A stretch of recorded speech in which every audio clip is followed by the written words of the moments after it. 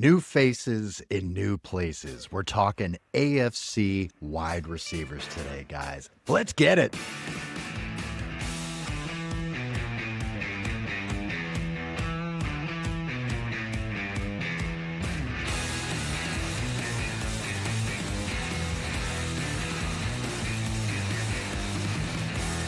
All right. Welcome to the show. This is the Frankly Fantasy Football Podcast. We are your hosts, Frankie and Johnny. What's happening, brother? What's happening, John? Oh, by the way, fun fact for those listening, I'm jumping right in. Whoa. Coming in hot. Jeez, I haven't had enough coffee. We got football this month. July 31st, we're going to see actual football. So when you're asking me how I'm doing, man, I'm elated, baby. I am happy. I'm ready to rock and roll because the wait is almost over. I know. It's July right now, but guys, we're going to be putting out so much content for you July and August, getting you ready for your draft, your fantasy draft. I want to hoist that damn trophy this year, Frank. Yeah. Guys, make sure you go back and watch the rookie reviews. We did all the rookies that are coming into the league that are going to be on your draft board, going to be on your teams. Frankie does an amazing deep dive, watches tons of film on these guys, so give you an idea who they are, who do they look like, who do they remind us of. Great information. And guys, we just did NFC wide receivers. Go back and take a look at that as well. And we've got new faces and new places coming out. Yeah. Quarterbacks, running backs, tight ends. We got receivers today. Let's get right at it, Frankie. Let's do it. Let's do it. All right. We're going to do the AFC today, guys, with wide receivers. We're going to start with one here. This is a big one, man. This is a really, really big one. Everybody knows, if you've watched the podcast before, this guy's in my boy band. I've got pictures of him with his shirt off. I've gotten real, just questioning my own sexuality sometimes that I want to lick this guy's chest. Is that so bad? It's not a bad thing, John. It's weird. I was just at your condo the other day, and I'm pretty sure I was disappointed I didn't see a picture up of the boy band in your bathroom. So that's going to need to be a Christmas gift from Frankly to Frankly. So that's right. I need a fat head, one of the big full body cutouts of this guy with his shirt off. I think you know who I'm talking about, guys. It's DK Metcalf. I love this guy, all right? DK Metcalf has just been kind of okay for fantasy football. It's been a minute since he's been an absolute beast. Traded to the Pittsburgh Steelers from the Seahawks. Okay, 2nd-round pick and a 7th-round pick for DK and a 6th. Frankie, this is super interesting. This entire offense is in flux. What does it look like with DK Metcalf being the number one guy in Pittsburgh? Talk to me. Guys, John, you mentioned it. Finished receiver 32 last year. And what did he do? 108 targets with Seattle, 66 receptions, 992 receiving yards, and 5 touchdowns, guys. His ADOT, again, we mentioned it in the prior receiver episode. What is ADOT? It's average depth of target. Huge metric for that of fantasy football, because you need to know, is this guy doing little dinks and dunks and it's going to be a heavy PPR guy, or is this guy going to be that 50-50 ball, the deep threat, things of that nature, which is really beneficial for standard leagues and that of half PPR leagues. So his ADOT, John, is 9.2, which is big time.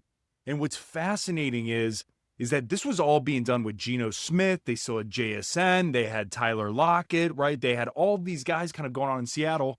Well, now he's at Pittsburgh. And then what happens is the dominoes start to fall is that now Aaron Rodgers is the quarterback at Pittsburgh. And now it starts coming into fruition. There's not really a true receiver 2, I think, as of right now, John, for the Pittsburgh Steelers. Receiver 2 is sitting at either Calvin Austin or Bobby Woods, man, Bobby Trees. That's right. So this is where DK, in my opinion, is the sole number one guy. And yes, we know, hot take, hot off the press, Jonnu Smith is now traded to the Pittsburgh Steelers, so he will certainly be more in a hybrid tight end slot kind of role as well. But man, when looking at where he's at, he's receiver 23. DK Metcalf is receiver 23 for this year in fantasy football, and his ADP is 52. What does that mean? Guys, that means in a 12-man league, you're going to have to snag him back and forth. In a 10-man league, he may be still there back and forth, but it's probably going to be front part of 5th round. And this is really fascinating because, people are kind of down on the Pittsburgh Steelers, man. And us being Browns fans, look, I'm ripping my Ohio State shirt, right? I hate the Pittsburgh Steelers. I hate everything about that disgusting fucking gold and black, dude. It is what it is. But I think they're being slept on. And I really do. And I think Aaron Rodgers, man, we were talking about it in the last episode as well. Over 3,800 yards, 28 touchdowns, 11 interceptions. And what he did with Davante Adams, man, Davante Adams was receiver 14. And that was with Garrett Wilson. And so what can we see from DK Metcalf? Man, I'm excited for him. I think the grass is super green here. I think that he's going to be able to be a monster. I see over 1,000 yards. I probably see an uptick in touchdowns as well. So I'm actually on the DK bandwagon, knowing you can get him at receiver 23, John. Well, last year with Aaron Rodgers, Garrett Wilson had 150 targets, 152 targets. You look at Davante Adams with Aaron Rodgers last year. He also had 141 targets. That's crazy. DK Metcalf last year, he wasn't even close to that, man. I mean, DK Metcalf was 108 targets. So he had 50 less targets than both of the receivers that Aaron Rodgers had. I think you're going to see a huge target increase for DK Metcalf. He had 100 targets. You could see 40, 50 more targets, for DK Metcalf. So this round 4 area, it's where he belongs. Yeah. And I think it's going to be a really difficult slot. He's a target monster. I mean, like you mentioned, they have nobody else on this depth chart. Don't be surprised if you're going to see a guy like Keenan Allen or you see a guy like Amari Cooper, who are both still not on teams. Don't be surprised if one of these guys shows up opposite of DK Metcalf on the Pittsburgh Steelers, because I do think they need more help. They're going to run a lot of 2 tight end sets. They're going to be heavy with running the ball with their rookie, Caleb Johnson and Jalen Warren. But we know Robert Woods and Calvin Austin and Roman Wilson, who we haven't even seen on the field yet, they're not taking targets away from DK. No. DK is going to be the man in Pittsburgh. And we haven't seen DK be the man really ever in his career. Early when he started, his first couple of years, he was kind of the man, but Tyler Lockett was still there. So this is going to be really interesting. I think he's going to be a target monster. And the one thing with DK, he's an interesting receiver. Yes, he's a 50-50 ball guy. Yes, he's a red zone threat. But DK Metcalf is fast as shit. Fast as hell. You forget that because he's so big as well. So, I mean, it's a combination of Deebo Samuel with his size and the speed of, a Tyreek Hill. I mean, he really is fast as shit. So I think you're going to see DK Metcalf do a lot of different things. He's going to be exploring the entire route tree this year with Aaron Rodgers, getting creative, and he's going to be smoking people down the sideline, man. Definitely. So I'm all about it this year. I just think it will change a bit if they bring on an Amari Cooper. Keenan Allen, I'm not worried about. That's going to be a locker room guy. He's going to be playing in the slot, and I don't think he's going to be doing a whole lot. But an Amari Cooper could take touchdown opportunity away from DK Metcalf. So it could change. So pay attention to what the Steelers do here, guys. And John, to that point, guys, one thing to know about Arthur Smith's type of offense, guys, he ran 15% of the time, he ran 13 personnel. What is 13 personnel? That means there is 1 receiver and 3 tight ends, guys. Okay, and so if they just traded for Jonnu Smith, they have Freiermuth, right? They have a few others in the holding tank. So we could truly see with Caleb Johnson, as you mentioned, man, he's a superstar running back in the making. I really believe that. I think Caleb Johnson is as good as he's really in that upper echelon type of tier. He's the perfect fit for the Pittsburgh Steelers backfield. Absolutely. Absolutely. Perfect. And so then you layer on DK Metcalf and a 13 personnel to where he's the only and by the way, DK blocks very well. And so he's going to be a perfect scenario for that type of personnel. So then it's going to open up the offense more. So I'm really excited to see what Arthur Smith's going to be able to do with DK, man. I am too. I really am too, man. All right, so if we're looking at ADP, you've got DK. We said he's right around the 22 area or something. Okay, so when you're on the draft board, Frankie, you've got DK Metcalf. You're going to be looking at Marvin Harrison Jr. You're going to be looking at DJ Moore, Cortland Sutton, Zay Flowers. These are different. Terry McLaurin's right there. Like, what is your thought process when you're looking at that? I mean, new faces and new places, it's a variable that scares people away. So you're looking at Scary Terry. You saw what he did last year. DJ Moore being the alpha in Chicago. Cortland Sutton emerging as an alpha in Denver. Are you more nervous about DK with those guys who proved it last year with the same teams and same quarterback? John, that's a really good question. The only one that I'm taking over DK Metcalf out of all of that is DJ Moore. I'm taking DK Metcalf over that of Terry McLaurin because of Deebo Samuel. And I think that that's going to take away some from that of Terry McLaurin. Also, he's unhappy due to contract.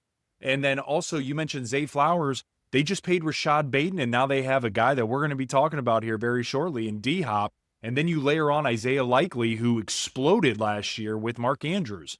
And so for me, man, looking at where DK Metcalf is sitting, kind of being the sole guy outside of, dare I say, Jonnu Smith at this point in time from a receiving perspective, I mean, I'm really high on him. And then when we talk about DJ Moore, I mean, shit, you got Ben Johnson coming over. You got like Caleb Williams, season 2, right, for him, year 2. You got no more Keenan Allen, but they do have Roma Dunze who's going to be flowing in. And then Luther Burden, if he can get on the field or not, we'll see what happens. But that's kind of their JMO. I know you mentioned that when we were talking about rookie review, guys. Check that out. It was really awesome. Johnny did a really good job breaking that down. But guys, the Luther Burden is totally that JMO kind of esque. So for me, I am excited as hell to see DJ Moore and a Ben Johnson offense. And then for me, it's DK and then some of the others following that. Yeah, DK moves up. Right now, he's at the top of that tier for me. Yeah. And it's solely due to volume. It's due to who's around him. And when you have a potentially 40, 50 target increase in the season, it's going to boost his touchdowns as well. I just think he's poised to really have a good season, man. I don't see how he can be outside of the top 20. I really don't. 290 targets between Devontae Adams and Garrett Wilson. Right. Think about that. Right. Those aren't going to fucking tight ends, guys. No. No. All right, we love our DK. Give me that fathead, Frankie. I'll lick his abs. I promise you I will. All right, let's move on here. We're staying in the AFC, guys. The next guy we've got, Stefan Diggs. All right, Stefan Diggs signed with the Patriots for 3-year, $63 million. This is not a 1-year Deebo Samuel contract. Again, this is somebody they're bringing in to give weapons to Drake May. Stefan Diggs with the Patriots. It sounds super weird, doesn't it? Totally Finishes weird. wide receiver 67. He only played 8 games. He got hurt. We all know that. Frankie, what do we do with Stefan Diggs? He's one of those guys that I'm not quite sure yet how I feel about him. Talk to me. Change my mind. Ooh, I'm so excited for Stefan Diggs. I can't wait to change your mind and those listening. And I'll tell you why. In 8 games, he had 64 targets, right? Guys, there's 17 games in a season now.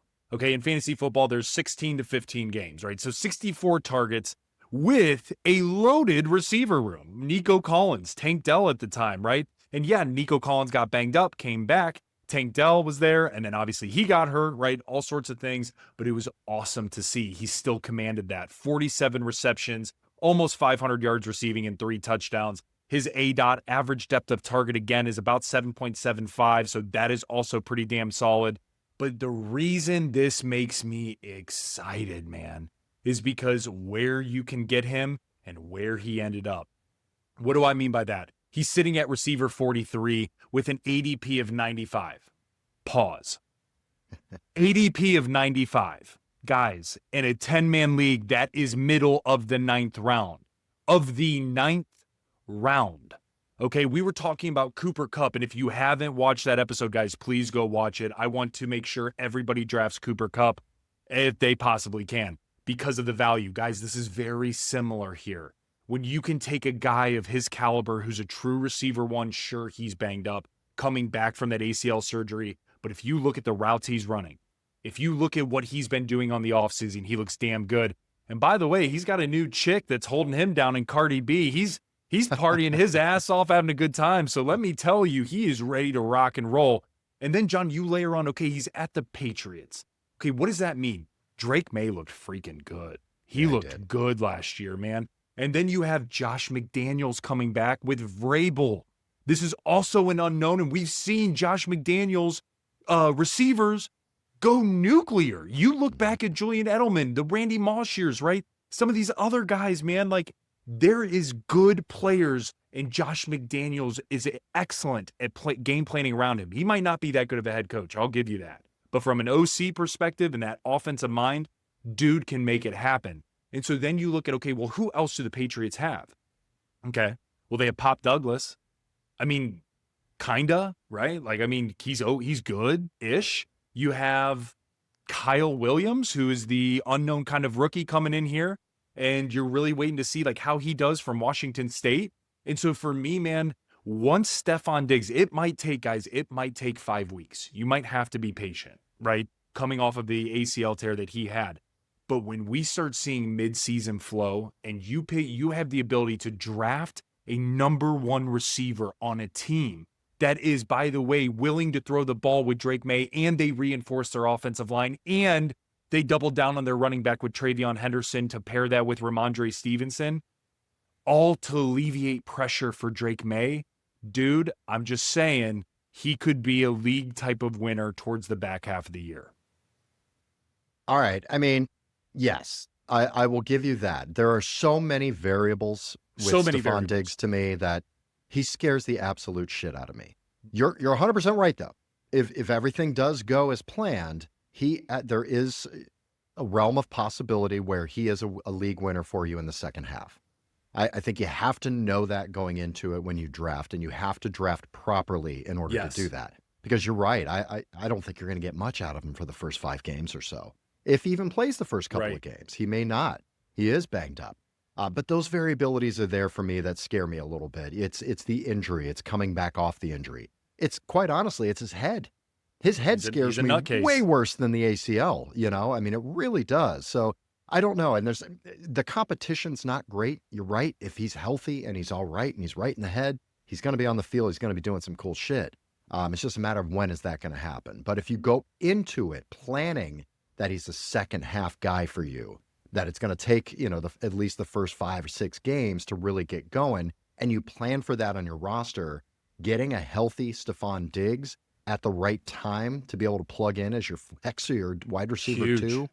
Yeah, you can't go wrong there, but you have to plan ahead when you're drafting. You got to have enough depth there, and don't draft too many guys that you do have to wait on. You have to stagger that, so keep that in mind. All right, let's keep moving on here, Frank. Let's take a look at another guy. It's kind of a Stefan Diggs light, I guess, like an ultra light, like a Mick Ultra. Ooh, yeah. I'm talking about Christian Kirk. Christian Kirk traded to the Texans for a 7th round pick from the Jags. Basically a pack of cigarettes is what they got him for. Yep. Congratulations, Texans. Now, this isn't really, it's not a Tank Dell replacement. This is a very different player than Tank Dell, but Tank we're not going to see most likely. No. Kirk will be in the slot here with the Texans. What can we expect with what the Texans have done, not just in the draft, but who they have coming back with Nico Collins? What are we doing with this receiving core? This receiving core is loaded, John. Yeah. This is a different scenario than what it was last year. And last year was loaded, but the difference is they reloaded with young talent. And so what do I mean by that? Christian Kirk, guys, finished as receiver 95. He only played 8 games, right? Because he was banged up and everything. And if you remember, the Steelers were trying to trade for him, and there were a few other people that were trying to trade for him middle of the year, and then he got hurt, and then everything died. And so when you look at what he did, he had 47 targets, 27 receptions, almost 400 yards and 1 touchdown. Nothing to speak on, right? Trevor Lawrence didn't have the super great year last year because he was banged up as well, and there was a lot of competition with Gabe Davis, Brian Thomas Jr., so on and so forth. And so what are we looking at now? Well, he's sitting at receiver 56. And his ADP is 133. So, guys, you can pretty much get him almost undrafted. He might go undrafted in quite a few of these leagues. And now he goes to Houston. This is a stacked house. You have Nico Collins, who's absolutely the anchor, who's the number one, true number one. Number 2, in my personal opinion, is absolutely a rookie there in Jaden Higgins. And by the way, they have another rookie who was teammates with Jaden Higgins at Iowa State, and Jalen Noel. And so what's fascinating, man, is there is very little wiggle room, knowing they only traded a pack of cigarettes and a 7th round pick for him to mess something up or to him to get on the field. There is very little wiggle room for him to see the ball. So temper expectations with Christian Kirk. My personal opinion on this, John, is he might be worth a flyer depending on how preseason is, depending on how he develops in training camp, things like that. But, man, if we see Jaden Higgins balling out and you start seeing some of these other cats balling out from the Texans standpoint, guys, I don't know if Christian Kirk's even on my board, even from a depth piece perspective. I mean, sure, we've seen Nico Collins get banged up, et cetera, so there could be viability there. But, man, oh, man, I would rather take a screaming, high-ceiling type of boom-bust cat like what we used to say with Tyler Lockett in his prime. I'd rather have somebody like that I can get at the end of the draft versus somebody like a Christian Kirk who's going to be potentially hidden on this depth chart.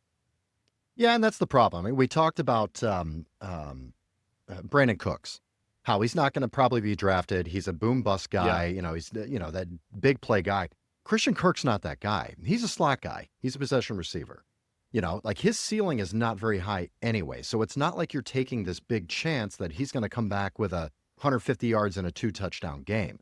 That cannot happen without injuries. You need an injury to Nico or you need an injury to Dalton Schultz. Yeah. Now, if that happens, the tight end gets hurt, you're going to see a lot more play because they're going to need Christian Kirk as a receiving option in the middle of the field. But yeah, it's not a guy that I'm going to draft, but it's a guy that I'm going to pay attention to if I draft Nico Collins or if I draft Jaden Higgins, which, by the way, they're identical. Yeah. These are the same built kind of guy. Jaden Higgins is a mirror image of Nico, physically is what I'm saying. So they're very similar type players.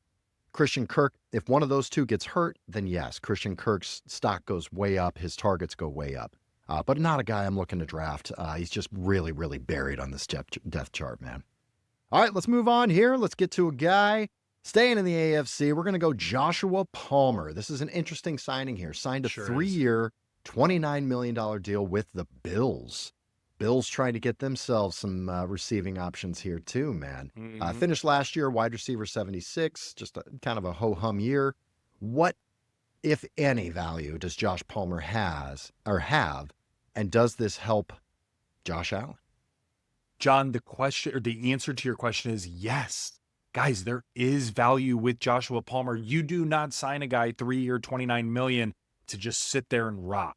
Especially when we looked at what Curtis Samuel did last year. I mean, really, Keon Coleman, like those guys, they were okay. I mean, Keon Coleman was okay. Curtis Samuel was a little bit depressing, if I'm being honest with you. He just didn't perform to the liking of what they were kind of hoping for, especially when you had the offensive coordinator that they had. And so for me, man, looking at this, right, he ended up finishing his receiver 76 last year. He had 65 targets, 39 receptions, 584 yards receiving, a touchdown. His ADOT was really good with 9 yards. And now he's currently sitting at receiver 72 and his ADP is 212. For me, I personally think this is a really good situation for him. I think this helps Josh Allen with a really nice safety net. I also think that there's not a shit ton of competition here. When you look at Keon Coleman, as I mentioned, Curtis Samuel, guys, you can plug in Joshua Palmer, and I think he's going to perform just as good or better than those two. Sure, Khalil Shakir is the true fire number one guy that's living and breathing in the slot. So they need a guy like that opposite of him for Josh Palmer, who works well in the X. And so, man, I definitely think, guys, you can get this type of player, Josh Palmer. Think of it as, in my personal opinion, his ceiling for this year, very similar to that of Demarcus Robinson last year. 7 touchdowns, almost 600 yards receiving, right? 50, 60 receptions, right? That would be an excellent year for Joshua Palmer. And so knowing he's walking into this offense with a top 5 quarterback in Josh Allen, yeah, man, I think that there is something here at play. And I do think he makes this offense better. This receiver room is so weird. So weird. It's so weird. I'm surprised they didn't make a bigger splash in offseason with receivers here. I mean, Khalil Shakir, Keon Coleman, those are your starters. Josh Palmer right now is listed as the starter opposite of Keon Coleman.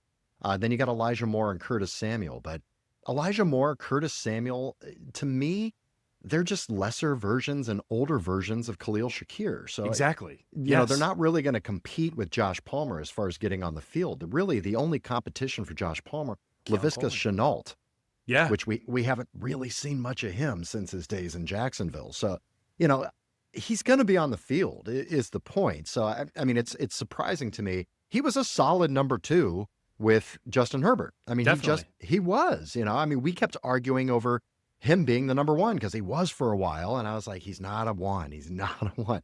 We know he's not a 1. We saw that last year, but he's a 2. He's a damn good 2. He can beat man-on-man coverage, you know? So he's going to get some play. I think this is what I would do with Josh Palmer. You're not drafting him and sitting him out there and starting him, obviously. This is a guy you sit on. There will be some change. There will be some injuries.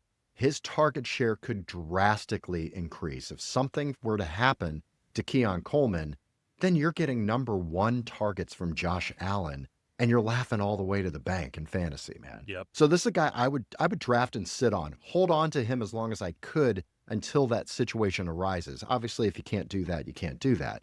Watch your roster, but I think it's a wait and see kind of guy, and I hope that Josh Allen gets him the ball more often than not. So, okay, let's keep going here. All right, this one's interesting, Frankie. This one. Yeah, going to the dirty birds here. Let's go. Rat birds. The rat birds.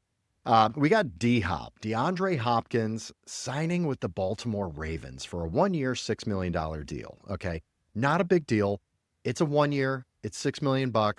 They want to shore up their receiver room here. Last year finished as wide receiver 48. What are you thinking about D-Hop, man? Really interesting situation. Honestly, John, I love the situation. I do. And I think it's a perfect match for what they need and what they have today.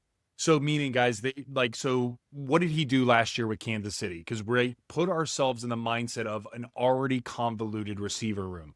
Rashee Rice went down. We know that. But they still had Xavier Worthy. They had Hollywood Brown. They had Justin Watson, right? They had Travis Kelce, right? They had Kareem Hunt taking receptions out of the backfield. So there were a lot of mouths to feed, and he still did well. 56 receptions, 610 yards receiving, and 5 touchdowns. Guys, he finished, as you mentioned, within the top 50 receivers. That's not nothing. And so for me, man, looking at where he sits, he's at receiver 67 and an ADP of 174. So that's also enticing because you can get him for dirt cheap. Now, he's walking into a situation to where there's Zay Flowers. They just paid Bateman. They have Mark Andrews. They have Isaiah Likely. They have Walker, Devontae Walker. That's also, right, kind of interesting, young guy, right? But man, I think that there's actually a place for D-Hop on this team to actually play. And knowing how well Lamar threw the ball last year, guys, that's not a fluke. And so Lamar's going to be throwing the ball a bit more. I think that they're going to try to, especially they're in contract talks with him to renegotiate the contract, give him another extension, which totally deservedly so. But also they're probably not going to want him to run as much, right? Which he's always going to do that because that's always what makes him superhuman on the football field. But also if you can get a downfield guy to pair with Bateman, and now you're telling me that you have Zay Flowers, who is clean, that's running all over the damn field and is a absolutely incredible route runner. John, this makes a lot of sense. And so for me, I am actually willing to take a flyer on D-Hop and sit on him and just see how this offense pans out. Yeah, my concern with D-Hop is how many 3 wide receiver sets are the Ravens going to be Good running? point. That's my major concern with him because I think that's what has to happen in order for him to get on the field. I think you will see a lot of 12 personnel with Mark Andrews and Isaiah Likely on the field. Yeah, so that's my concern. And they paid Bateman. They did. He was a guy that could have been either way. Deal. He could have been a throwaway kind of guy.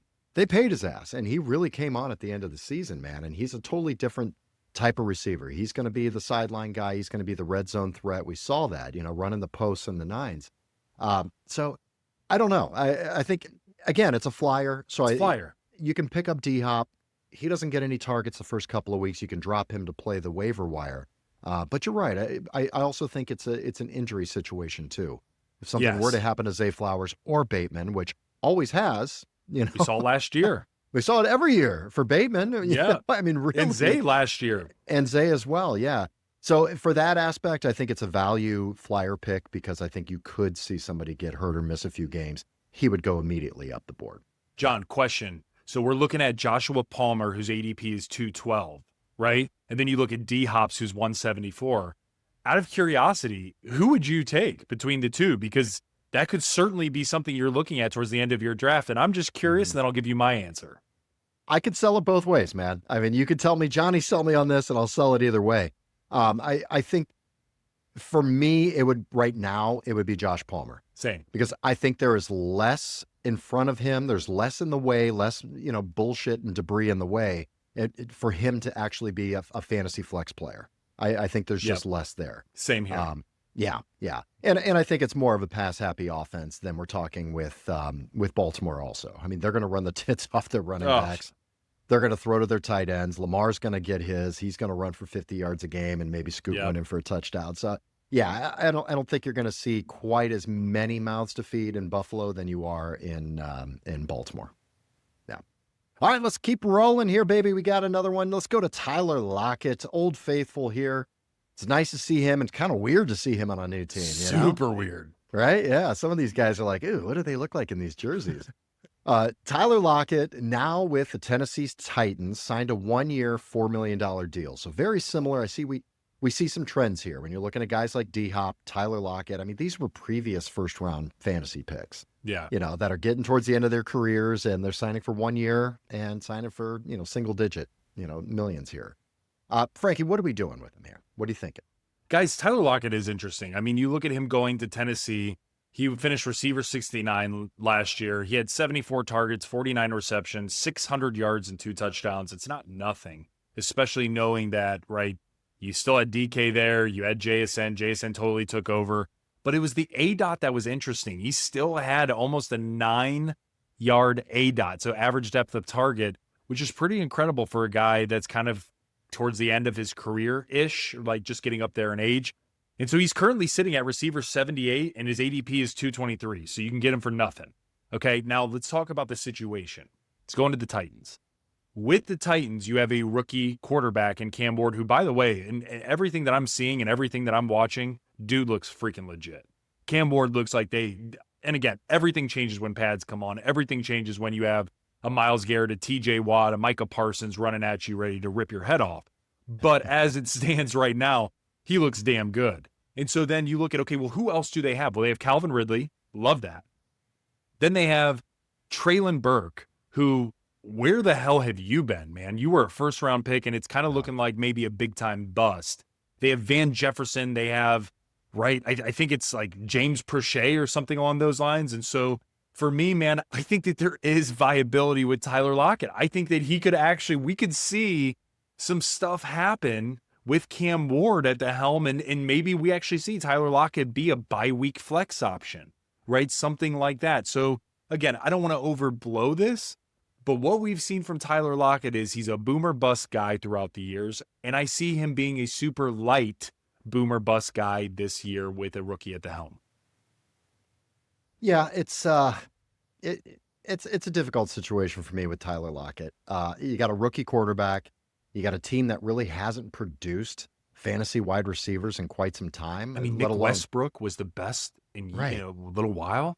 Yeah, and you're also asking them to produce 2 viable fantasy receivers. Right. I think Calvin Ridley is in a great position. Great. I love him this year. I think he is going to be gobbling the targets from Cam Ward, assuming that they're good targets. But he doesn't really have that much competition. Like you said, Treylon Burks hurt right now. I don't even know if he's going to see the field much. Chigankwonkwo at tight end. Yeah. And you got Tony Pollard, Tajay Spears still in the backfield. So he's going to be there. I see him doing very similar what he did last year. It's kind of the same setup of what he had last year. The duo in running backs that catch passes as well. The alpha with Calvin Ridley, and he's kind of that second guy. So, yeah, I think, he's a guy that you can take as a flyer. It's not somebody I'm going out and targeting. But, he's still got some juice, and I think he could, exactly what you said. I think the best case scenario for him is one of the bipocalypse weeks. Yep. He can help you out at receiver and give you a nice safe floor. Maybe 8 to 12 points for you on a safe floor. Yeah. Okay. All right, let's keep moving here. Last guy, Frankie. Speaking of, Mental Awareness Month. I don't know that it is. I'm just saying it is for this guy. It's always that month for this guy. Yeah, we talk about the Pittsburgh receivers, and anytime Pittsburgh gets rid of a receiver, we should be checking to see how they're feeling. Let's make sure they don't have any. Don't let them have any firearms. Let's make sure that they're safe at night. We're talking about Diontae Johnson here, guys. All right, Diontae Johnson signs with the Browns. Of course, why not? Let's throw Diontae Johnson in this mix and just see what the fuck happens here, guys. All right, so talk to me. Is there any fantasy value here at all, Frankie? I mean, really? Yes, and I know it sounds crazy. I know, and I swear, guys, I'm not being a homer. but there's not many options on this Browns team. Like, that's the reality. Like, okay, so there's Jerry Jeudy. Okay, cool. Yes, he's locked and loaded as the number one. But do we believe in Tillman? I mean, we had 3 games, and then he hasn't seen the field and didn't do shit before that.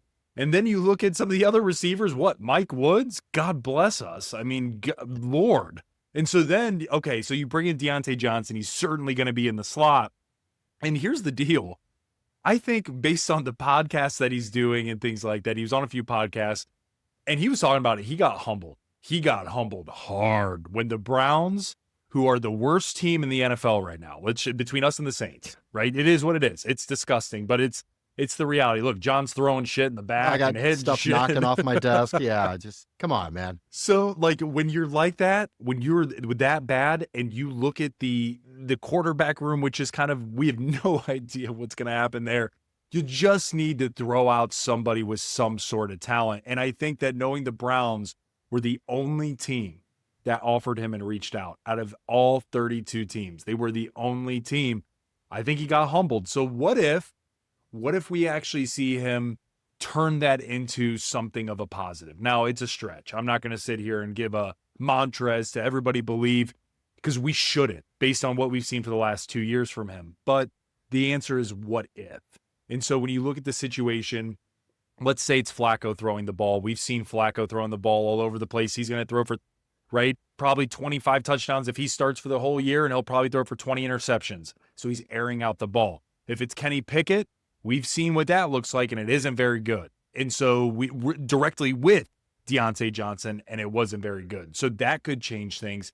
If it's Shedeur Sanders, that could also change things for the better. We've seen Shedeur work with a slot type of receiver with Horn Jr., as well as that of Travis Hunter at Colorado. So that could also change things a tad. But for me, man, I don't know. This is a dart throw. This is a guy that you take in the absolute last pick of your draft and just see if there's something there. This is not a guy you're targeting. This is not a guy you're even high on. But due to the incompetence and the disgust of what a team is for the Cleveland Browns, there's an opportunity here that we could see some sort of fantasy value. I'm not touching him, man. I'm just not touching him. Yeah. This is a slot receiver for the Cleveland Browns, and we haven't utilized the slot. They just don't. It was Elijah Moore. It was David Bell. We don't utilize the slot on this team. They're going to run 12 and 13 personnel. Definitely. They got another tight end. They're going to go tight end heavy. They're going to have both running backs in the game, often. This is going to be a run-first team until they figure out what the fuck they have. So I don't even think we're going to be in formations to where there is a slot receiver that often is really the main point. So it's a guy you could take at the end of your draft and say, hey, sit on him. Maybe you're a Browns fan. Maybe you're a Pittsburgh fan, and you miss Diontae Johnson and are hoping for the glory days. But, I mean, there is a possibility that he does get targets. Yeah. He is a very good receiver. He's a sure-handed receiver. He's excellent in the slot. Pick up those third downs. His ADOT's probably 3. Yeah, literally. I think it was like 5. Yeah, something like that. Yeah. It's not good. Could have some value in a PPR. Yes. Just depending on how bad the Browns are. Really. Standard, I'm staying away, guys. Just so you know, standard, you do not draft Diontae, even if you're taking a flyer. Go somewhere, big boom.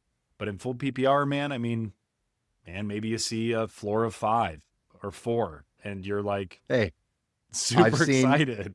I've seen my teams be decimated enough, and with the bipocalypse weeks, that Diontae Johnson seems like a viable possibility sometimes. This looks pretty appetizing here. Oh, you mean like last year when we had, Rashee Rice and you go to Brandon Ayuk and you go down the line. I mean, it was bad. I mean, we do. So for those of you, Johnny and I were referring to, we actually do a joint league, and it's a Battle of the Brands podcast. So it's where all these big podcasts come to play, and it's a really cool league. Shout out to the league. And man, did we just get wrecked with injury, but we still made it. We still limped into the playoffs. But hey, if you're in a 14-team deep roster league, there's days you're going to start Diontae Johnson. I know people turn it off at this point, don't want to listen to it, but I mean, there are leagues that we're in that are super, super deep, and you've got to know some of these last round picks and know if they can give you any value at all and what their situation is. So, yeah. All right, Frankie, who's left? Who hasn't? We touched on it a bit. Couple of receivers still have not signed. And then do you have any honorable mentions of guys that could be flyers for you? Yeah, guys. So we have to make sure we are tuning into what's going on with Gabe Davis, Keenan Allen, and Amari Cooper. Those are going to be the big three that are going to change the dynamic for a team. So it's absolutely going to, be either increase value or decrease value depending on where these guys go. So we have to stay up to date. We'll keep you up to date as things kind of go from this perspective. Now, honorable mention. Let's talk. We're in AFC world. There are some interesting guys, and one being Dynami Brown, who's now with the Jags, coming from Washington, right? We have Mac Hollins, who that's actually kind of interesting, man. He's always hanging around. He's always doing something there, and he's now on the Pats, coming from the Buffalo Bills. Justin Watson from the Chiefs, going to the Houston Texans. We have Nick Westbrook, who I mentioned, who is now going to Miami. We have Van Jefferson, who's certainly in Tennessee, but is also banged up. You have that of Mike Williams. That's kind of interesting, going to the Chargers, guys. You want to kind of understand how that unfolds a bit. And then you also have that of the Josh Reynolds at the Jets. So that could also be interesting depending on where Malachi Corley goes. He looks like he's kind of on the outs. So could Josh Reynolds end up being the third receiver there? Who knows? But it's definitely something to see how training camp kind of evolves. God, I hope I don't have to start Josh Reynolds. God, I had to 2 years ago. It was so bad. Hope I have a better season than that this year. What do you mean? I'm trying to package him in trades and trying to talk him up. Oh, it was gross. It was gross. That's your move. That's your move. How can I package up this little turd and get something out of it? And of course, he's not trying to get just a person. Frankie's trying to take like one of your best people. That's right. Here, I got a somewhat okay guy and three pieces of shit surrounding it. You want all of this? It's not how trades work, man. No. No. But every year someone bites. I know. Year. I know they do. I know they do. Thank you for joining us today, guys. That is the new faces and new places, wide receivers in the AFC. Stay tuned, guys. We've got more shit coming. We've got new faces and new places, running backs, quarterbacks, and tight ends, all wrapped up in a beautiful episode for you all at once. So that's what we've got coming next. Please go back, watch wide receivers, new faces, new places in the NFC. We've also got rookie review. We did receivers, we did running backs, and we did quarterbacks and tight ends. So go take a look at those episodes, guys. Get you ready for the draft. What else do we have coming up here, Frankie? Coming soon. Guys, we have coming down the pike. We're going to be doing some of these mocks, baby. So we're going to be doing these mock drafts with different strategies, as Johnny mentioned. And so we talked about it in the last episode, but I'm going to bring it up in this episode. Guys, shout us out, meaning tell us what pick you want. Do you want us to check out pick 1 and pick 14 or pick 12? Johnny and I will pick from those. What kind of strategy do you want to see? We did a lot. Guys, we give you guys a lot of kudos, man. You told us, hey, I want to see a hero RB strategy. Cool. From what pick? Let us know. We'll give that to you. We'll even shout you out on the podcast. But what we found is that super flexes are a lot of fun as well. A lot of people tuning in. So give us some feedback and we will rock and roll. We're dropping a mock draft, guys. Gonna be soon, and it's gonna be every week leading up until that Labor Day weekend. So a lot of good stuff coming. That's right, baby. And don't forget, if you like what we're throwing out to you, please like, subscribe, and share it with others, guys. Let other people get this knowledge as well. Don't be stingy with your fantasy football knowledge, okay? Yeah, there's plenty to go around here. Plenty of Frankie and Johnny to go around. That's right, that's right. May the fantasy gods smile upon you. Bye.